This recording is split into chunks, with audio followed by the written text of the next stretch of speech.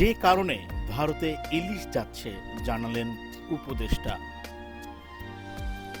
দুর্গাপূজা উপলক্ষে ভারতের বিশেষ অনুরোধে বাণিজ্য মন্ত্রণালয় ইলিশ রপ্তানির অনুমতি দিয়েছে বলে জানিয়েছেন মৎস্য ও প্রাণী সম্পদ মন্ত্রণালয়ের উপদেষ্টা ফরিদা আক্তার।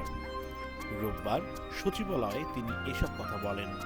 মৎস্য ও প্রাণী সম্পদ মন্ত্রণালয় ইলিশ রপ্তানির বিপক্ষে জানিয়ে ফরিদা আক্তার বলেন, আমরা দেশের মানুষের জন্য ইলিশ রাখার পক্ষে এবং রপ্তানির পক্ষে। দেশে অনেক ইলিশ আছে, গতবারও ভারত কম ইলিশ নিয়েছে, হুট করে ইলিশের দাম বেড়ে যাবে এটাও ঠিক না। রপ্তানির খবরে দাম বাড়লে ব্যবস্থা নেওয়া হবে। উপদেষ্টা বলেন, বাণিজ্য মন্ত্রণালয় স্বাধীনভাবে এটা রপ্তানির অনুমোদন দিয়েছেন।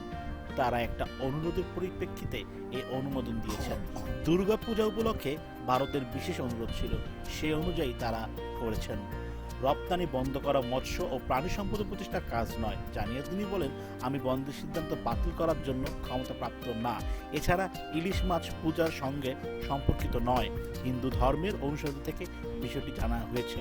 তিনি আরও জানান, ইলিশের প্রজনন ও উৎপাদন বৃদ্ধির জন্য 13 অক্টোবর থেকে 3 নভেম্বর পর্যন্ত ইলিশ আহরণ বন্ধ থাকবে। নদীতে চট ড্রেজিং না হওয়া পর্যন্ত এবং দূষণের কারণে সাগর থেকে নদীতে মা ইলিশ ডিম ছাড়তে আসতে পারছে না। তাই ইলিশের প্রজনন নির্বিঘ্ন করতেই এই সিদ্ধান্ত নেওয়া হয়েছে।